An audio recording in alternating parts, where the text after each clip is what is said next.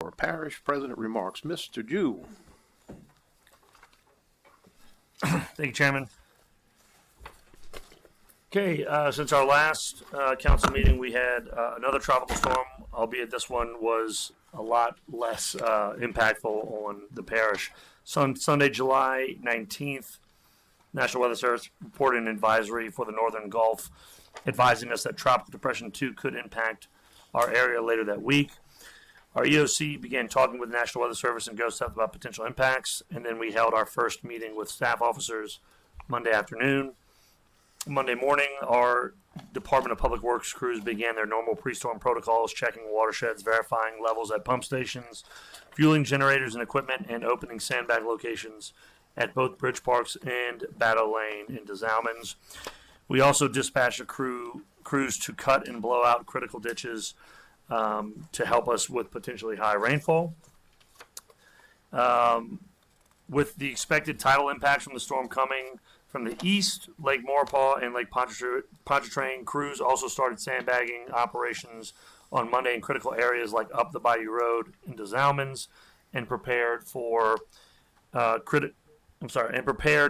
to close our flood control structures like the Sellers Canal Gate and the Des boat launch. The boat launch closed at noon on Tuesday, and the sector gate closed on Tuesday afternoon. Thankfully, the majority of the rain stayed off the coast, and we saw only minimal showers and wind. On Tuesday, July 21st, we had about an inch and a half of rain, and on Wednesday, not even a half an inch. We did have a few power outages in the parish, but Entergy resolved them rather quickly. And then going on to the next slide here, we want to talk about an ongoing project, which is the Montz number 1 and number 2 pump station project.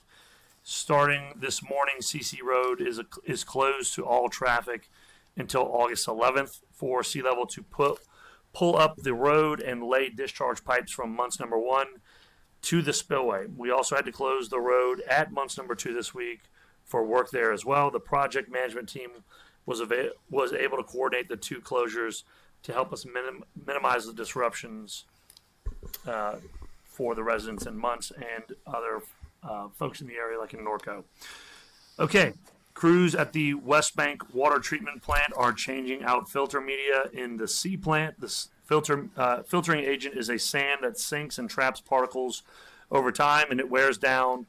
As it wears down over time, it does need to be replaced because it becomes less effective. This involves draining and vacuuming out the entire filter basin and replacing the old sand with new sand. When we then refill the filter, disinfect it with chlorine, and then send samples off to testing to ensure that all standards are met before the filter is brought back online into service. So this is just some preventative maintenance, some stuff that people don't get to see every day, but also critical to the efficient operations of our facility. All right, classes for small businesses. Our economic development team recently began hosting classes offered through the Small Business Development Center and Small Business Administration for small business owners on things that they can do to strengthen their business. Classes are offered free of charge and cover topics like market research, cash flow management, and the importance of business plans, as well as many other topics. Our next workshop is scheduled for August 26th from 9:30 to 11:30 a.m. at the East Regional Library. The topic will be Build Your Own Brand, Social Media, and Online Presence for Small Businesses. Okay, we have Check the Chip Day coming back this year. It's going to be on Friday, August 14th from 12 o'clock to 3 p.m. at the shelter. The shelter is located at 921 Deputy Jeff Watson Drive in Luling. The St. Charles Parish residents can have their cats and dogs microchipped at no cost or have an existing microchip scan to verify and update registration information. Residents who bring in an old backpack can also build a pet emergency kit with supplies provided for the shelter while supplies last.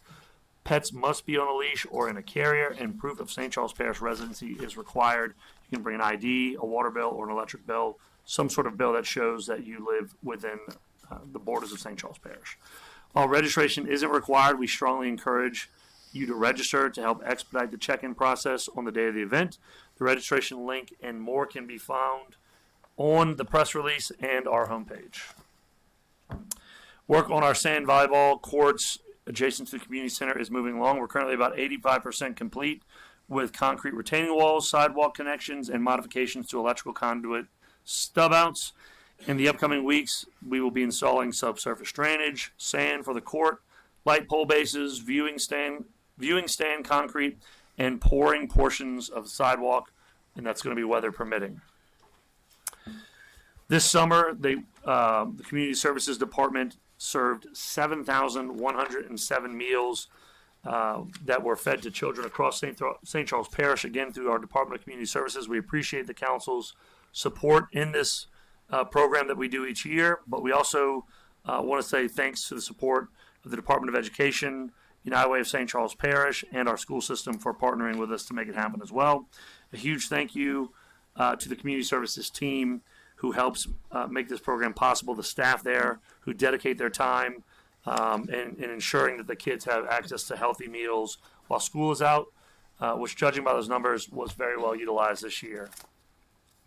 Okay, coming up, we have our household hazardous waste collection. I know this is always a big topic each year, so we want you to mark your calendars for Saturday the 12th, September 12th, at the Edward A. Dufresne Community Center. This event is going to be held in conjunction with St. John the Baptist Parish, and residents from both parishes will be able to dispose of household chemicals at either site listed on the flyer there. We're going to be putting that flyer out and getting that around to everybody as good as we can. Accepted items include household chemicals and pesticides, oil-based paints and stains, solvents, used oil, old electronics like TVs and computers and other devices.